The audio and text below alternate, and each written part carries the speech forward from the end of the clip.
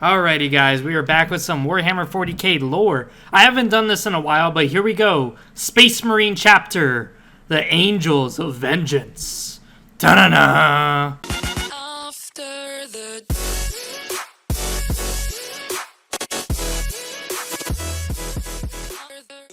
So the Inquisition asked me to do a lore, an in-depth analysis on the Angels of Vengeance. And here's my report, boys. So the Angels of Vengeance take what their first company is supposed to be, which is the Deathwing, and they kind of apply that to the whole chapter. Oh boy. So for those of you who don't know, the Dark Angels, which is the founding chapter of the Angels of Vengeance, well, the Dark Angels have this belief in the first company of being unstoppable and unbreaking no matter the fucking odds. So even if the heretics outnumber them, they will push through till they get the objective. And that works, because the first company is used to hunt the fallen, basically the traitors of the chapter. Well, the issue is that when you apply that to the whole chapter and all of its companies like the Angels of Vengeance does, you almost look retarded to a lot of people. And that's exactly the issue with this faction, is that they do not give up, and they don't really try to work with you. Now, they'll tell you what their plans are, and you could go, oh, okay, so you're going to take over that hill. Well, the problem is that it would be better if we just artillery it to the fucking ground, but you're not listening to me, are you? Because you're grabbing your gun and you're charging at that damn hill. Well, seems like we're going to artillery our own guys. And that's exactly what fucking happens every fucking time. So this is a type of Space Marine chapter that will keep pushing, and they win astounding victories. They win victories for objectives that were considered lost, which is cool. That's awesome. But the problem is that they suffer such casualties that it's not worth it. They'll lose almost their whole damn chapter. They even, at one point, risked almost their whole chapter to the point that they were ordered by everybody to not fight for 100 years and spend all that time on just recruiting to build their chapter numbers up. So that's how kind of ruthless and relentless they are in pursuing the objectives, and how it kind of is stupid. Now then, besides that though, when it comes to working with other military operations, they will sit through the meetings, they'll listen to what the others are saying, but they won't change their strategy. Once they have their goal set, they will do that. It's much like the Iron Hands chapter, where when they are done calculating their plans and they go, okay, this will cost us 500 Marines. Go there. Well, what if orcs come into the picture? Well, we're not changing our plans. Sorry, calculation's been done. And that's exactly how the Angels of Vengeance are, except they're not logical about it. They're just strictly obsessed about never retreating. Never should they ever lose, even for just a second, to the foul heretics, Xenos, and traitors of the Imperium. So, that's their line of logic. That being said, though, I do find their chapter interesting in a few ways. So one of the things that's interesting about this chapter is that their founding chapter, the Dark Angels, before the Horus Heresy, and during the Horus Heresy, their colors were black with white or red on it. Well, after the Horus Heresy, they changed their color scheme to green for whatever fucking reason. In this chapter, the Angels of Vengeance adopted the home colors of black with the white striped arrows or the red, depending on, stature in the clan. But either way, I still found this very interesting because no other chapter does this. The Ultramarines were always blue, and their successor chapters like the Crimson Fist, they're somewhat blue because they want to look like their parent chapter, but they have differences. Some of them don't even look like Ultramarines. But here's this chapter who looks exactly like the Dark Angels before the Horus Heresy, and you would easily mistake that. That or think that they were fucking Raven Guard. Fuck. Like, that's how close their colors are. But, I mean, I just found that interesting. I don't know about you guys, but that's just weird that here's the Dark Angels change their color to green, but this chapter just said, You abandon the colors, we'll take it up for you, no problem. One thing that I think a lot of people tend to forget to mention is that this chapter has a lot of battle honors. Yes, that's something that everyone fucking mentions. But something that people tend to forget is that this chapter is much like its parent chapter, the Dark Angels, where they shun fame and glory. So yes, they'll capture a hill that was absolutely considered forgotten and statistically impossible, yet they did it. But they won't even brag about it. They won't even talk to somebody. They'll just message, Commissar, yeah, we took the hill. All right. And then they'll continue with their next objective. They don't care to talk about this shit. They don't care to sit in their halls and drink giant jugs of ale and brag about their victories. No. They're not like fucking space wolves. Hell no. So in that sense, they're actually less well known than other Dark Angel successor chapters. And I think the main reason for that is because there's not a lot of them alive. And also, why would any Dark Angel talk about this chapter? Like, honestly, Space Marines are immune to fear. They don't know fear at all. But this chapter takes it to another step. They don't know fear, and they're stubborn to even admit that fear fucking exists. Here they are taking massive casualties. Such jaw-dropping casualties that even Khorne is looking at his own followers going, "Why don't you guys get the fuck up in there like these motherfuckers?" Now, as far as battle tactics, it is said that they're exactly like their parent chapter, just the only real difference is the fact that these guys are stubborn and very single-minded to the absolute extreme.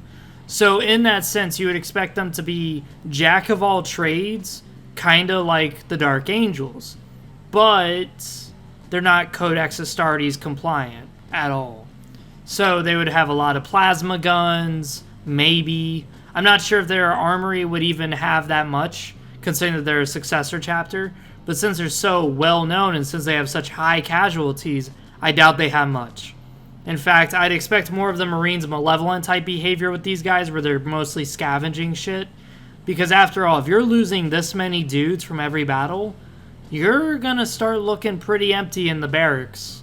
Just saying. Like, your armory and your barracks are gonna have empty beds and they're gonna be empty coat hangers because you're missing a lot of shit. Mind you, if you lose this many guys, it's very hard to collect up all that equipment. And if the equipment is damaged that badly from their fighting and all this bullshit, because I just don't see this chapter really surviving, honestly. I'm a little biased. I just don't like this chapter because of their single-mindedness. I love the fact that they're willing to just fucking ignore all orders, ignore everybody and go, fuck you, I know this objective's important, I'm right, I'm gonna do it. And that's great, you know, that's fucking awesome, dude. You're able to take the objective that no one else could take. Good fucking job, buddy. Here's the problem, though. Most of the time, they take an objective that their allies are like, oh shit, we can't let these Astartes die, so now they risk themselves to save this chapter's ass, and then the chapter's going like, yes, we got the fucking objective. Fuck you, Xenos, motherfuckers. But now their allies are so depleted because they didn't plan for this, so now they lost the war on that planet, which is very common scenario to see with this chapter, where yes, they won the battle, but they did not win the war. Besides that, though, there's been a lot of battles with these guys, and I would like to see more of them, but I would only like to see more of them only if they die in a very glorious way, like the Astral Knights. Because, don't get me wrong, this chapter is cool and all, but I don't know, dude. Like, they should kind of pull like a lion sable with this chapter and just give them the axe. But we'll talk about that for another time, I guess, about chapters that should probably die and chapters that should be created. Now, I know what you're thinking, Freezer 700, you forgot something, dude. Where's their home? Like, where's their recruiting world? Well, I wish I could give you that answer, honestly, because here's the problem. With the Dark Angel and the Unforgiven, the Dark Angel and their successor chapters, they pretty much combine their recruitment worlds together in kind of like a pool. So it's kind of like, okay, you, the Angels of Absolution, get Knockwald. that's cool. You know, that's nice. But over time, we may actually switch control of Knockwald from you to the Angels of Vengeance. And then we may switch it to someone else. And then someone else. And then someone else. So they kind of like take a rotation on who gets what world. And in that sense, it's kind of like almost a fleet-based chapter. But the only difference is that you're temporarily grounded for a few years or centuries on this one world. So some of its culture does kind of mix into your chapter, and then you move on. So that's kind of why it's hard for me to really tell you like what their recruiting world is, or really what their fortress monastery would be, because no one knows. Again, there's not much about this chapter to really go off of, just mostly speculation. Besides that, I wish there was more we could really say about this chapter, but again, it's all speculation.